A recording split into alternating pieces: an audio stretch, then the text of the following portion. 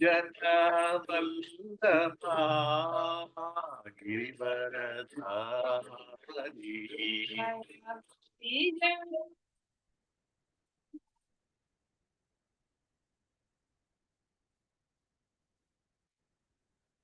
जना वल्लभा Girivardhari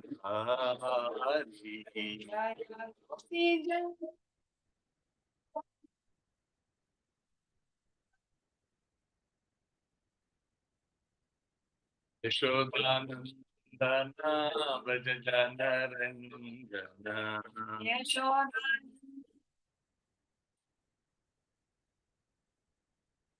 Yashodanandan Vraj जनरञ्जना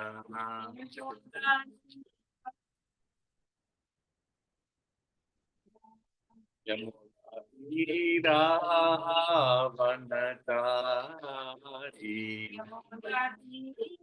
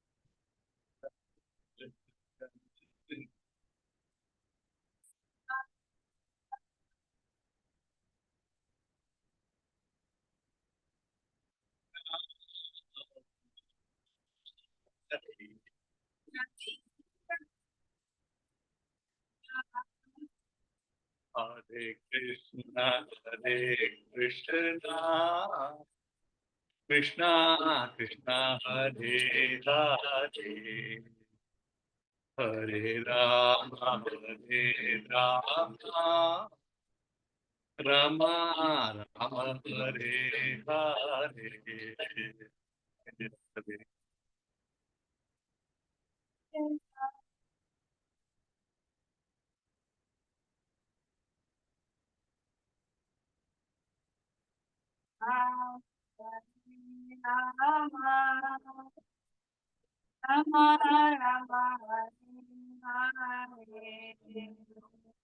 Hare Krishna, Hare Krishna, Krishna Krishna, Hare Hare, Hare Rama, Hare Rama, Rama Rama, Hare Hare. Hare Krishna, Hare Krishna, Krishna Krishna, Hare Hare, Hare Rama, Hare Rama, Rama Rama, Hare Hare.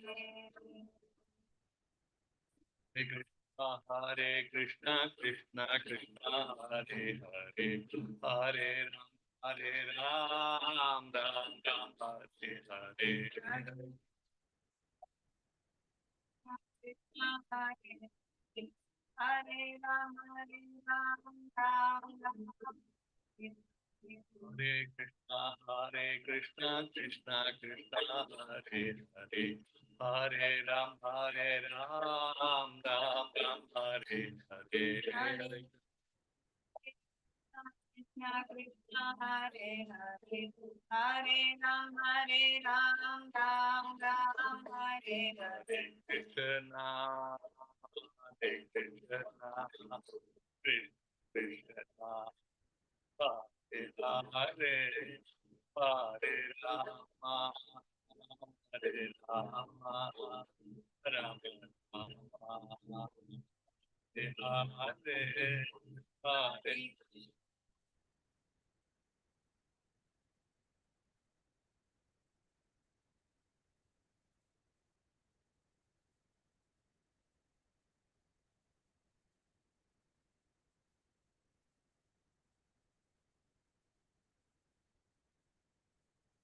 Hare Krishna, Hare Krishna, Krishna Krishna, Hare Hare, Hare Rama, Hare Rama, Hare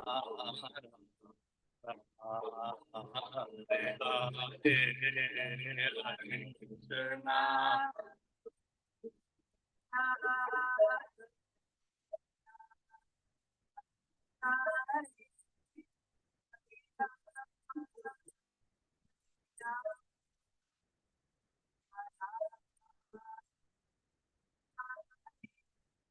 Jaya Jagannatha Madhava Jaya Bhadra Jaya Sudarshana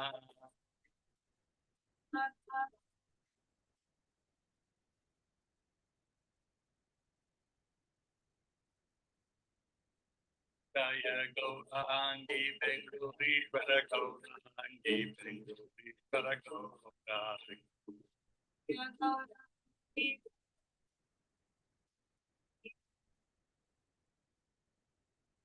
Jaya Nitai Chaitanya Jaya Nitai Chaitanya Nitai Chaitanya Jaya Nitai Chaitanya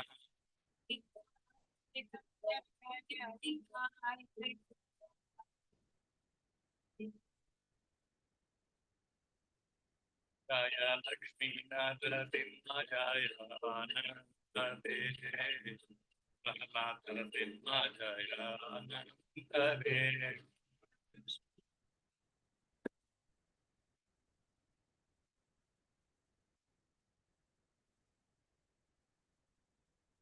Jaya Jaya Prabhupada Prabhupada Prabhupada Jaya Jaya Prabhupada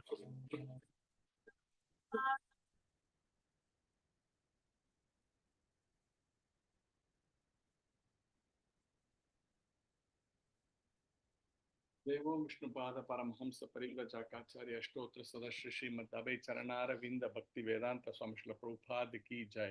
जय ओम विष्णुपाद परमहंस परिव्रजकाचार्य अष्टोत्तर सदस्य श्रीमद् भक्ति सिद्धांत सरस्वती गोस्वामी महाराज श्रील प्रभुपाद की जय। अनंत कोटि वैष्णव वृंद की जय। नामाचार्य श्री हरिदास ठाकुर की जय। प्रेम से कहो श्री कृष्ण चैतन्य प्रभो नित्यानंद श्री अद्वैत गदाधर श्रीवासादि गौर भक्त वृंद की जय।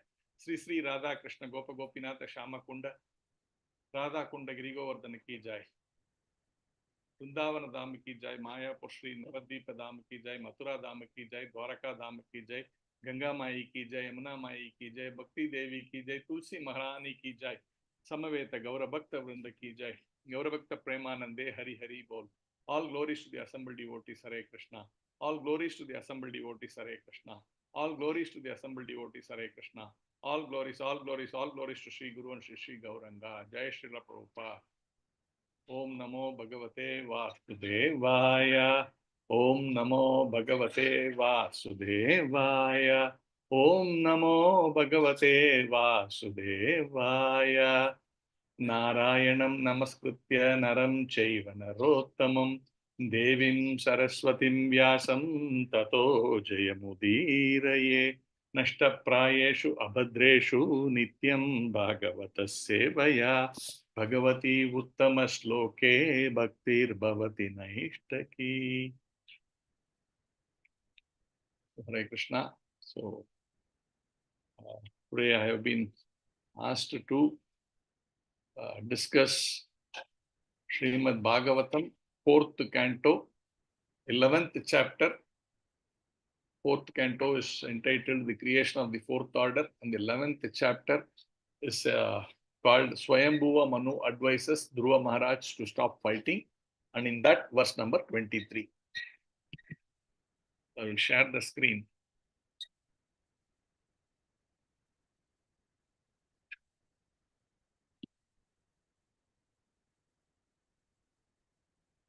We'll read that verse.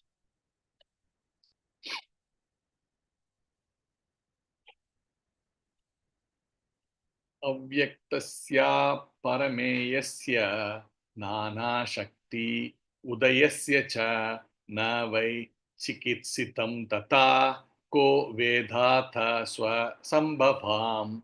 Word by word meaning. Avyaktasya, of the unmanifested. Aprameyasya, of the transcendence. Nana, various Shakti energies. Udayasya, of him who gives rise to. Cha, also. Na, never. Why, certainly. Chikitsitam, the plan. Tata, my dear boy. Ka, who. Veda, can know. Ata, therefore. Swa, own. Sambhavam, origin. Translation and purport by His Divine Grace A.C. Bhaktivedanta Swami Srila Prabhupada ki jai. The absolute truth, transcendence, is never subject to the understanding of imperfect sensory endeavor, nor is he subject to direct experience. He is the master of varieties of energy, like the full material energy, and no one can understand his plans or actions. Therefore, it should be concluded that although he is the original cause of all causes, no one can know him by mental speculation. Purport. The question may be raised, since there are so many varieties of philosophers theorizing in different ways, which of them is correct? The answer is that the absolute truth, transcendence, is never subject to direct experience or mental speculation. The mental speculator may be called Dr. Frog.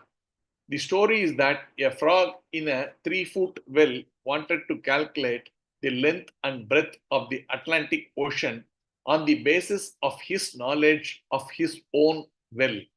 But it was an impossible task for Dr. Frog.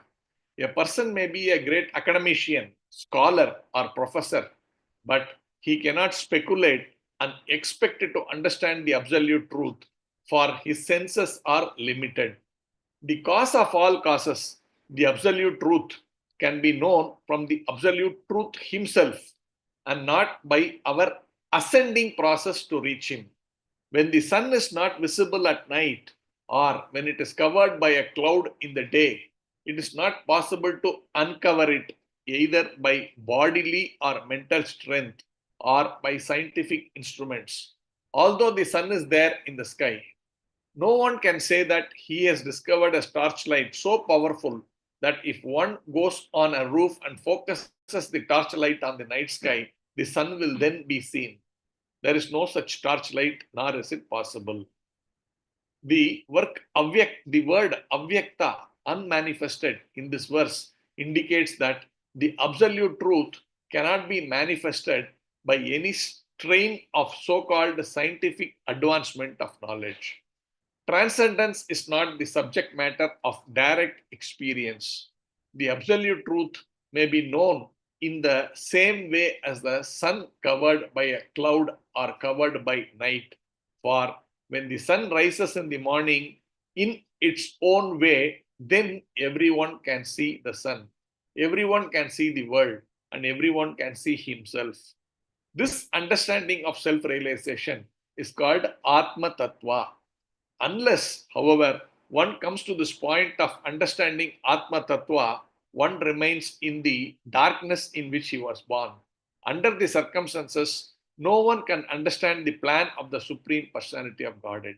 The Lord is equipped with varieties of energies, as stated in the Vedic literature. Parasya Shaktir Vividaiva Shruyate.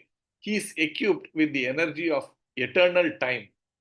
Not only does he have the material energy which we see and experience, but he has also many reserve energies that he can manifest in due course of time when necessary. The material scientist can simply study the partial understanding of the varieties of energies. He can take up one of the energies and try to understand it with limited knowledge, but still it is not possible to understand the absolute truth in full by dint of material science. No material scientist can foretell what is going to happen in the future. The Bhakti Yoga process, however, is completely different from so-called scientific advancement of knowledge. A devotee completely surrenders unto the Supreme, who reveals himself by his causeless mercy, as stated in Bhagavad Gita. Dadami buddhi yogam tam. The Lord says, I give him intelligence. What is that intelligence? Yena mam upayanti te. The Lord gives one the intelligence to cross over the ocean of nations and come back home back to Godhead. In conclusion, the cause of all causes, the absolute truth or supreme Brahman, cannot be understood by philosophical speculation, but he reveals himself to his devotee because the devotee fully surrenders onto his lotus feet. Bhagavad Gita is therefore to be accepted as a revealed scripture spoken by the absolute truth himself when he descends to this planet. If any intelligent man wants to know what God is, he should study this transcendental literature under the guidance of a bona fide spiritual master. Then it is very easy to understand Krishna as he is. ओम अज्ञानतिमिरान्धस्य ज्ञानाञ्जनशलाकया चक्षुरुन्मिलितं येन तस्मै श्रीगुरवे नमः। श्रीचैतन्यमनोभीष्टं स्थापितं येन भूतले स्वयं रूप कदा मह्यं ददाति स्वपदान्तिकम्। वन्देऽहं श्रीगुरु श्रीयुतपदकमलं श्रीगुरून् वैष्णवांश्च श्रीरूपं साग्रजातं सहगण रघुनाथान्वितं तं सजीवं साद्वैतं सावधूतं परिजनसहितं कृष्णचैतन्यदेवं Shri Radha Krishna Pada Sahagana Lalita Shri Vishakan Vitamscha. Hey Krishna Karuna Sindhu Dina Bandhu Jagatpate Gopesha Gopika Kanta Radha Kanta Namostute Tapta Kanchana Gaurangi Radhe Vrinda Vaneshwari Rishabhana Sute Devi Pranamami Hari Priye Vancha Kalpatarubhyascha Kripa Sindhu Bhayevacha Patitanam Pavanebhyo Vaishnavebhyo Namo Namaha.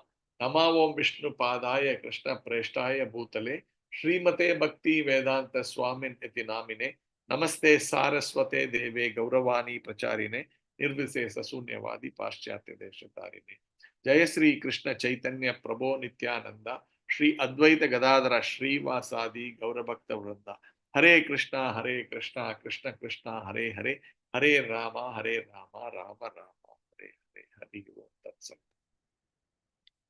So we are discussing this instructions of Swayambhuva Manu.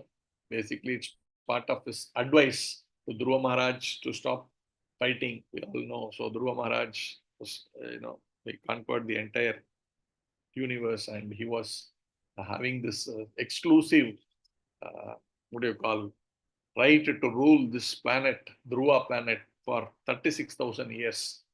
So in the process, he was actually having a lot of these battles, and here he is getting this discourse from Swayambhuva Manu. So this particular verse, let's try to chant once more the translation so that we get the context once more. The absolute truth, transcendence, is never subject to the understanding of imperfect sensory endeavor, nor is he subject to direct experience. He is the master of varieties of energies, like the full material energy, and no one can understand his plans or actions. Therefore, it should be concluded that although he is the original cause of all causes, no one can know him by mental speculation. Okay. So, the secret of the Supreme Personality of Godhead is revealed here. Because, all the souls, the jivas, are roaming around all over the planetary systems, not just this planetary system, which consists of these 14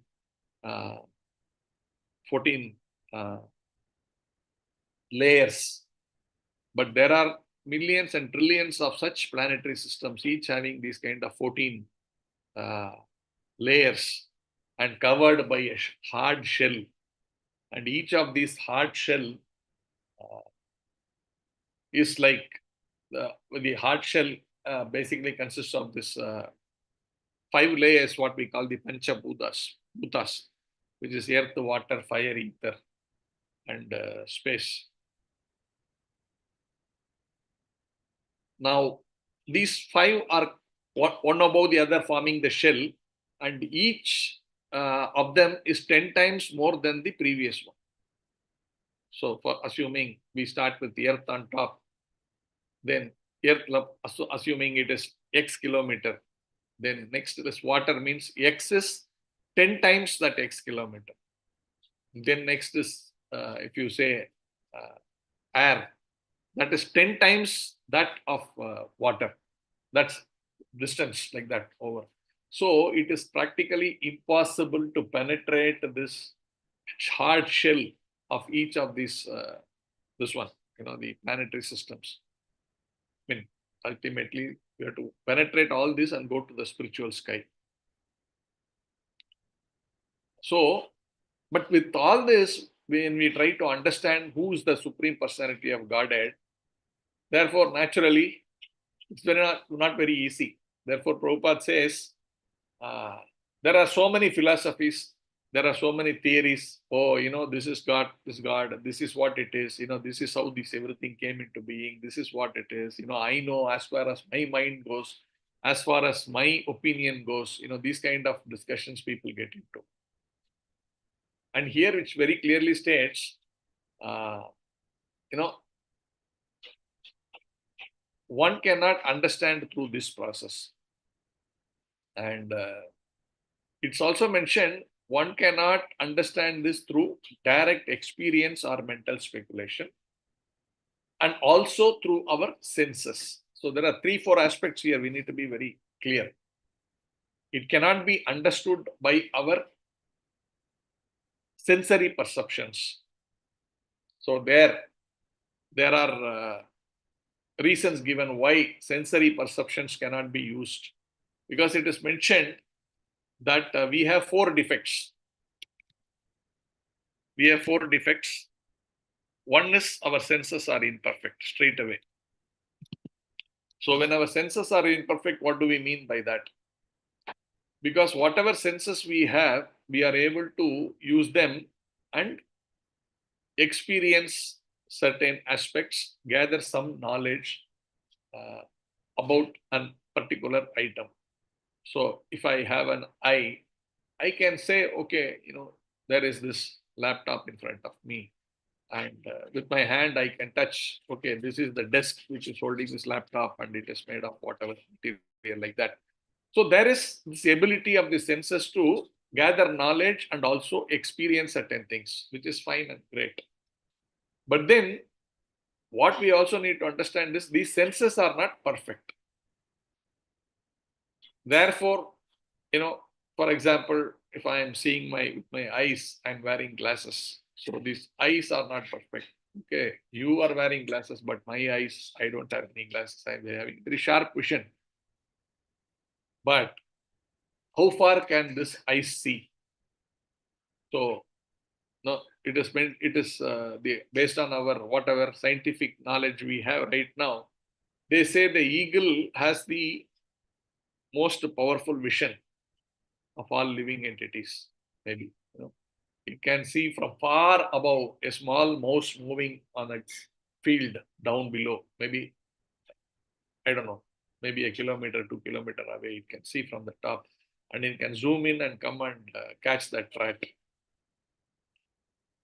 So the eye of an eagle is more powerful than our eyes. Similarly, a dog can smell much better than any human being. It can detect anything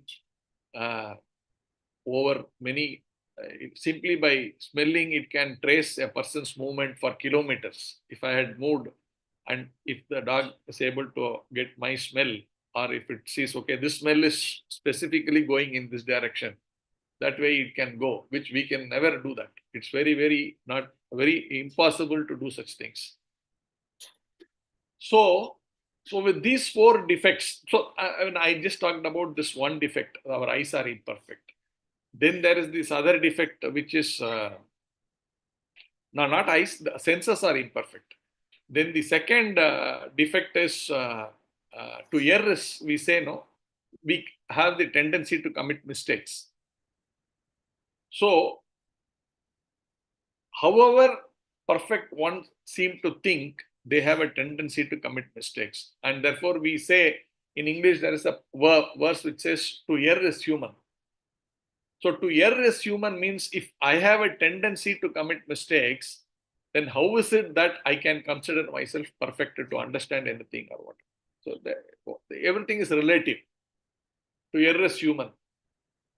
Then the third one is I could be illusioned.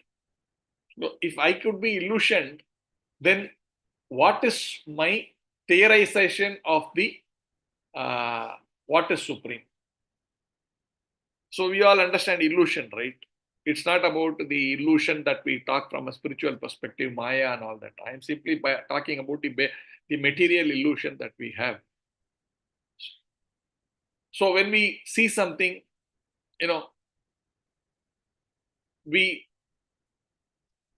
don't see actually what is there, we see something different. A simple example could be in the desert.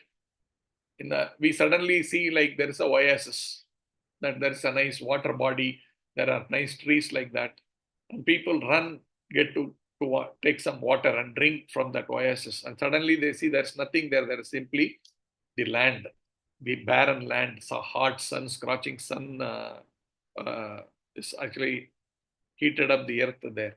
So there's no oasis there. So this is an illusion. I'm talking about practical material illusion. Forget about things. And what to talk about so many so-called magicians who cheat us right in front of our eyes, and then we clap. Wow, what a wonderful magic, right? Right in front of our eyes, they pull a rabbit from their hat. They show the hat, and then they uh, turn it upside down, show it like this, ask someone to go and put your hand inside and see if there is anything inside. They say all that, do all that. After that, they cover it with some cloth, and then they open the cloth, and then a rabbit comes out of that. This is illusion, right? That means, scientifically it is not possible to do anything like that. But how is it that they are able to make us believe that? That is called, that is basically also science of illusion. So they are able to create that kind of effect in our minds. I have heard, we talk about 3D, 4D, right? 4D, 3D. Now, I don't know, there's some 4D also has come. So I think 4D means like when you go, as these 3D movies came, okay, you wear a glass and see that, then it gives a third dimension. So it's like some weapon is being thrown at a person in the 2D thing. It will only you will see them. It's only on the screen. But if you are wearing a 3D, it's a 3D movie, and you're wearing a 3D glass, it will be like that weapon is thrown towards the audience. The weapon will come right to us. We will suddenly feel, oh, what happened? I'm getting hit by the weapon. This is 3D. But 4D, I was told that, for example, if there is a nice, in that movie or whatever, that video, you see some nice, sandalwood is so shown, like sandalwood pulp or something is shown. Then the 4D vision is that, whatever, that not simply vision, but it is the experience, is that you will get the smell of the sandalwood. So you are seeing it on the screen, and it's in 3D, and when they bring the sandalwood bowl right next to you like this, then it almost comes to our nose, and then we can smell it also. So this is 4D. But what I have heard is there are more than 16 such levels. I mean, materially, forget spiritually. That means we are only into the 4D right now. So there are different planes, and sometimes I also said that in one of the 3D, 4D, 5D, in one of those visions, Earth is flat. Yeah. I mean, initially we started saying Earth is flat, but Galileo and others, they proved that Earth is actually round. But that is in one vision, that is in one of the things. But in one of the planes, you can actually see that it is actually also flat. So there are multiple ways of looking at things, and our senses are not capable of understanding all of that. I see what I can see with my limited senses. So, for example, even a perfect eyes in the night, we cannot see. I have a perfect vision, no glasses, nothing, no spectacles, but still I can't see. Because it is dependent on light being there for this vision to be seen perfectly. They say, no, owl can see in the night. Yes, owl can see in the night.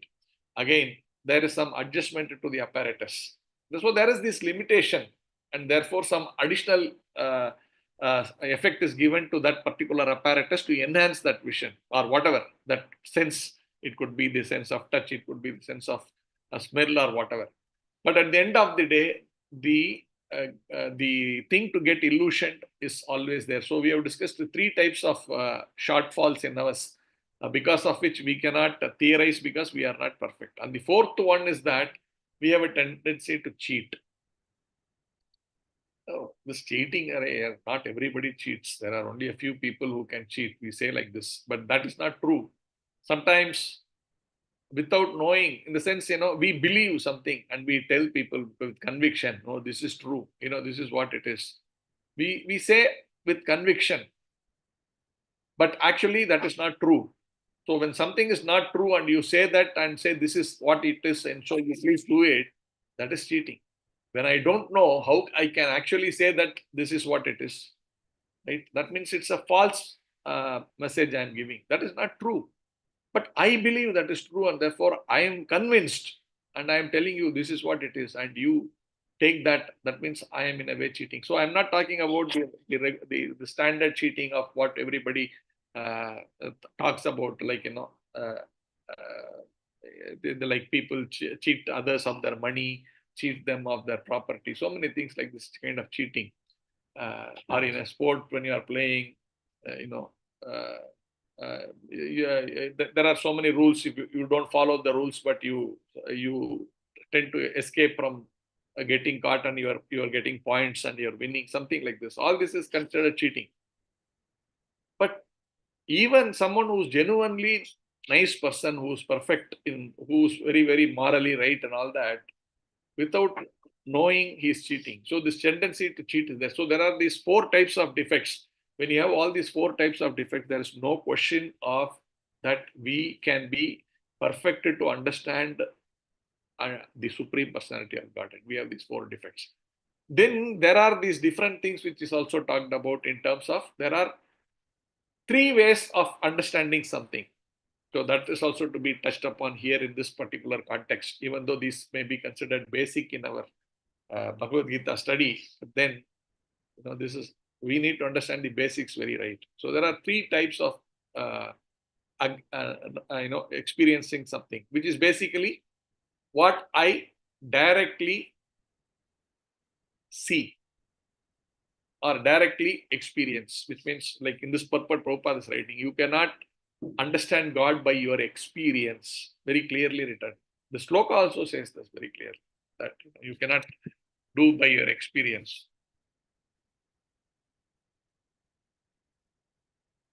He says, right? It's never subject to understand. The absolute truth, transcendence, is never subject to the understanding of imperfect sensory endeavor, nor is he subject to direct experience. So the absolute truth, the transcendence, the Supreme Personality of Godhead is never subject to experience. So many people say, I experience God. This is very limited. No, when you say this experience, so the point here is, I touch and see, I can understand this is what it is. I see with my eyes and I say this is what it is. So that is a way of telling something, this is what it is. But that again, as I keep saying, is very limited. We discussed about what we see may not be exactly what we see. So for example, I see two people and one is shouting at the other. In a weak voice he's saying. So my eye is seeing this and I am thinking, when I see this, one person loudly speaking, the other person is just there. I see, okay, there is a lot of disagreement between these two persons. One fellow is shouting at the other person, and this person is still not, he's sort of ignoring this person, even though he's shouting at him. So this is our vision telling, this is happening there. It could be true that this person is shouting and the other person is, there's some fight because of which he's ignoring, and this person is shouting because of that fight, whatever. Maybe true. But it could also be not true. What if that person who's not ignoring is actually deaf? and the person who's shouting is actually trying to say something loud so that this person can hear. So he's trying to say it loud, but this person still is not able to hear clearly. So hear at all that he is saying something. So he's simply like this, as though ignoring him. And the other person is trying to communicate to him by shouting loudly. But this could be a reality. But when I simply see like this, my eyes and my experience with this physical senses is wrong. It's incorrect. That is one possibility. The other experiences, we call it. So the first one, what I said is pratyaksha. That means I actually see these two people. I'm pratyaksha.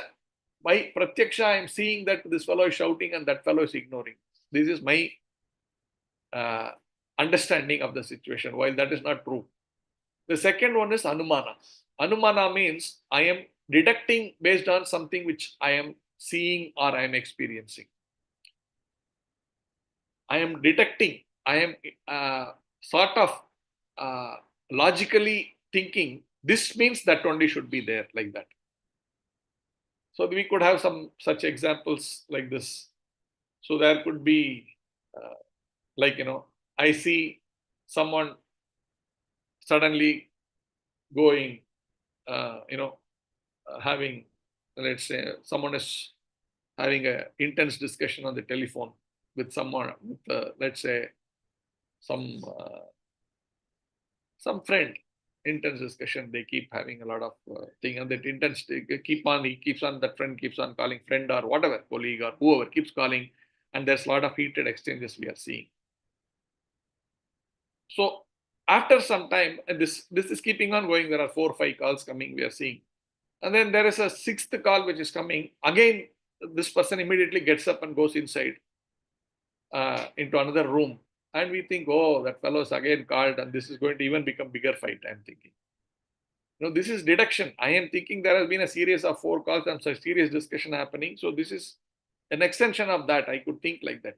But it could be that that call is completely different from someone else. And this person may wanted to speak to him in privacy, is gone out of the room. We don't know. But we are deducting. We are assuming something like that. So this is our assumptions. This is based on anumana. This is what we call. And the third category is, what do you call this? Hearing. Third category is hearing. So that one is hearing from the right source. Then that matter has to be correct. So Prabhupada gives this example. Though, for example, if you hear, supposing there is a radio station, so we don't know what programs they have, right? What? Okay, 6:30, what is the program? 7 o'clock, what is the program? 7:30, what is the program? When is the news coming? We don't know. So either we don't have that experience. I have not tuned into that TV, that radio channel earlier, or I have not seen myself, whatever it is. So I don't know. So neither pratyaksha or anumana is there. But then how do I know what program is there at 7:30? I look for the official announcement communication channel of that particular radio station. And they give a thing, 7 o'clock, this one, Carnatic music, 7:30 English news, whatever. I see that, then I say, okay, I want to hear news. I turn in at 7:30 and I get to see this news, no problem. I get to hear the news, no problem.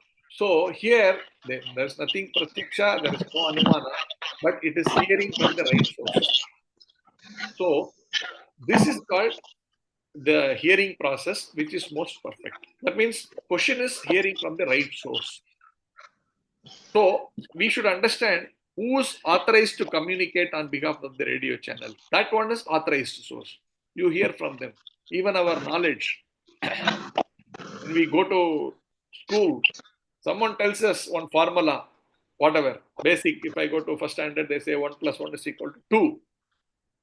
I just take it. I never have experience prove it. I don't know how to prove 1 + 1 is equal to 2. But I take the words of my teacher. She says 1 + 1 is equal to 2, or he says 1 + 1 is equal to 2. Then I use this application all my life. I take it for granted. Yes, it can be proved. There are PhD mathematicians who can prove mathematically that 1 + 1 is equal to 2. Extend this to many of the things that we see. by that experience of the authority, they go with it. For example, there could be, we saw some scientists who came from a space station 200, 300 kilometers away from Earth. They came back to Earth. And previously, one time something like this happened. The spacecraft got burnt and the persons died there. But now again, these two people had to come back and they had to trust the knowledge of the people who they may burn me this time, I will not go. They can't say like that. They can't think like that. They have to think that this authority is good. I know this. So I trust the authority. They trusted the authority and they came back to Earth. Like this, many things like this is there. So that idea is beyond our experience. That's why Prabhupada is talking about the Dr. Frog. The philosophy everybody knows.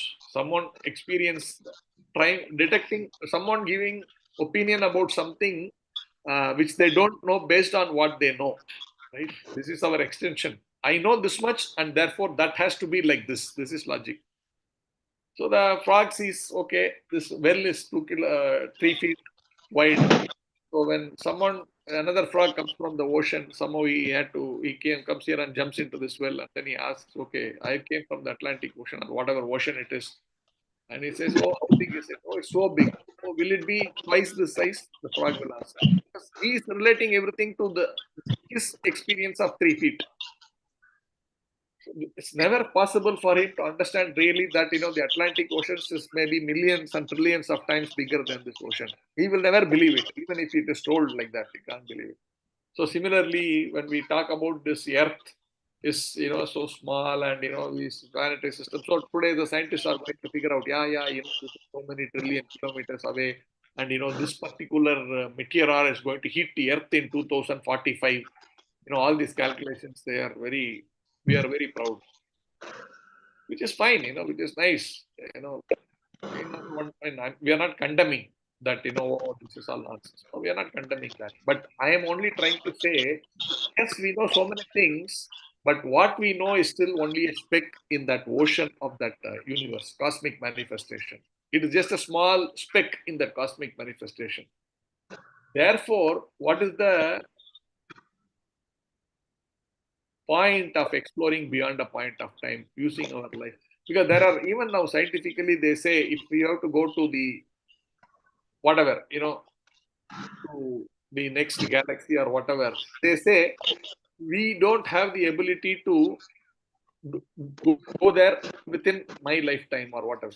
So that means I have an equipment which can go that much. I sit in that aircraft or whatever, that spacecraft, and it travels, and assuming that galaxy is by the speed with which we have developed these engines, even if it travels at whatever highest speed today our engines can travel, and it travels for 100 years, I may not reach that place, but my age is limited to 100 years. I will die before that engine reaches that place.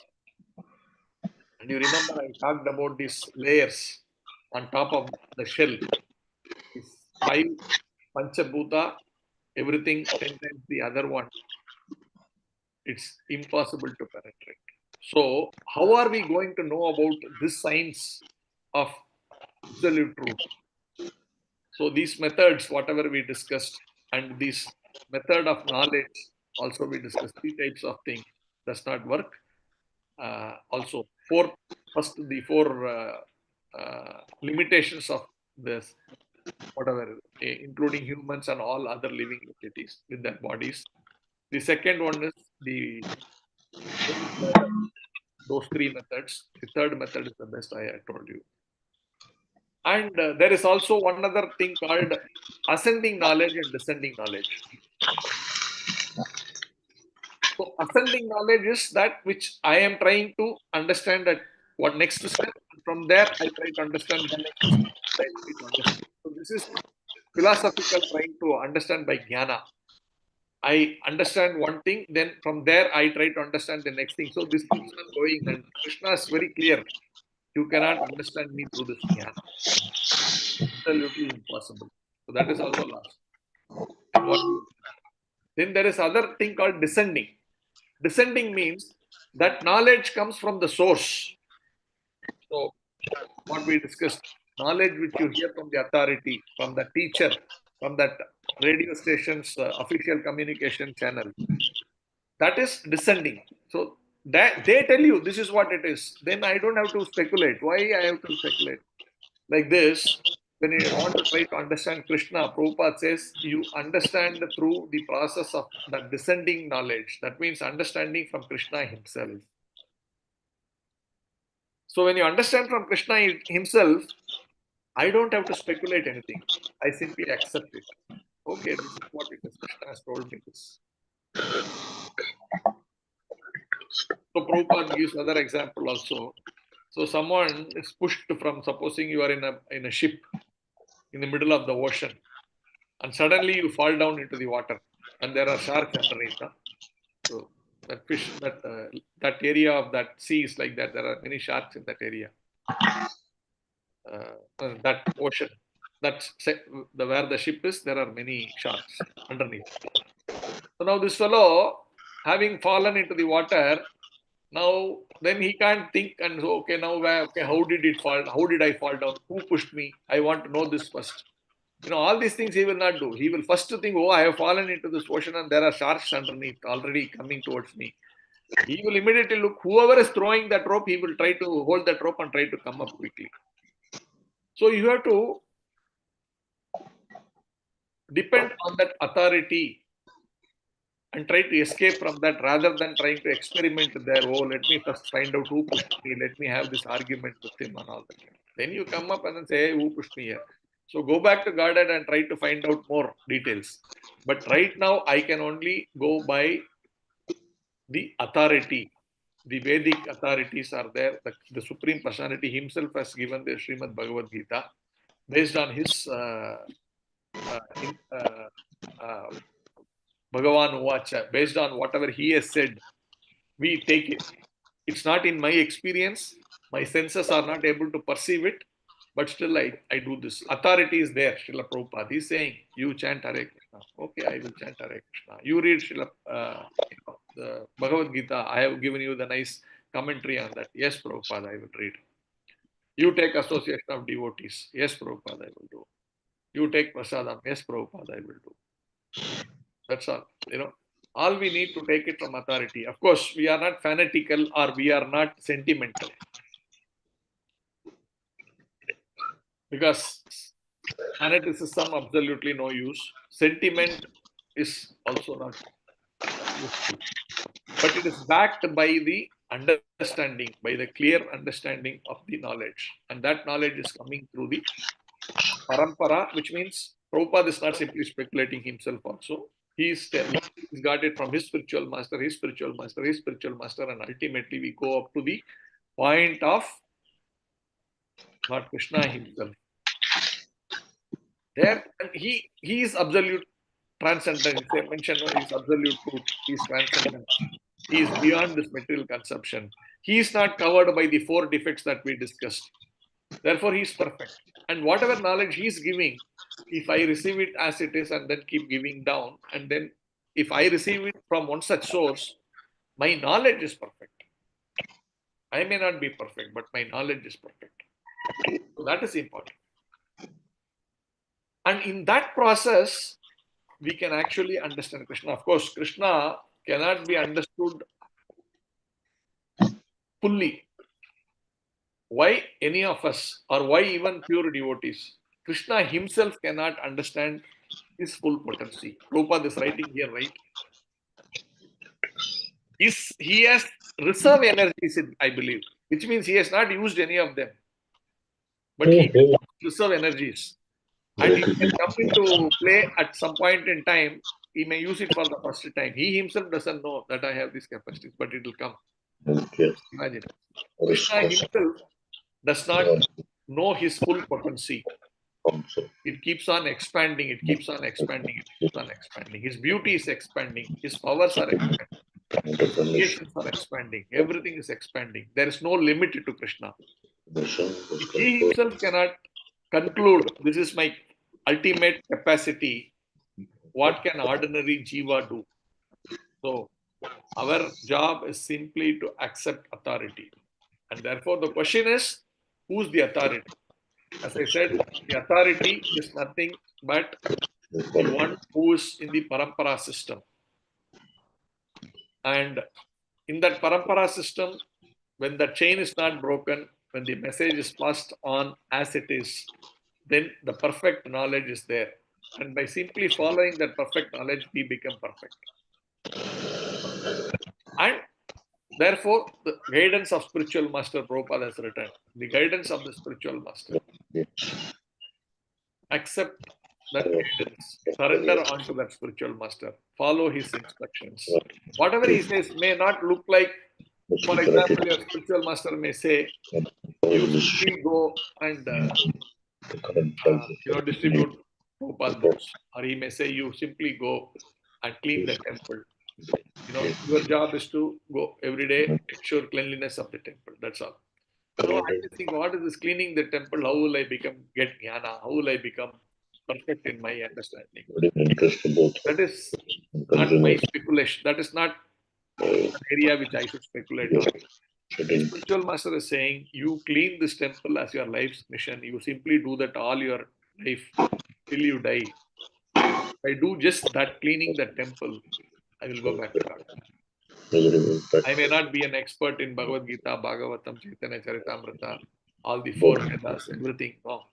I know only I am trying to clean this place because my spiritual master has told me to clean this place. Period. That's it. So Krishna says, and Prabhupada is quoting that I seated in your heart will let you know. Challenge, in rights of this, the association, Tadami buddhi yogam tam yena mam upayanti te. So I will give you the intelligence by which you will know me. And how will I give you? When you follow the authority of my pure devotee. You follow the authority of my pure devotee, and I will give you the knowledge. You don't need to have build up your own speculative intelligence. Absolutely no need. He's very clearly saying that. I sitting in your heart will reveal myself to you. You cannot detect me through your own methods. Not possible. Therefore, you simply have to surrender to the spiritual master, and whatever process the spiritual master has given, we follow it. Then we can see the end of the tunnel. We can see light at the end of the tunnel. So, if there are any questions, you can take it. Hare Krishna.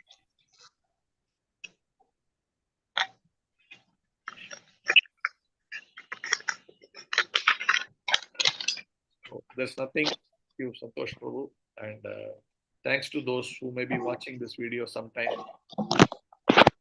How many? This is all a big thing. This you record and you keep it, and they are there for eternity. So,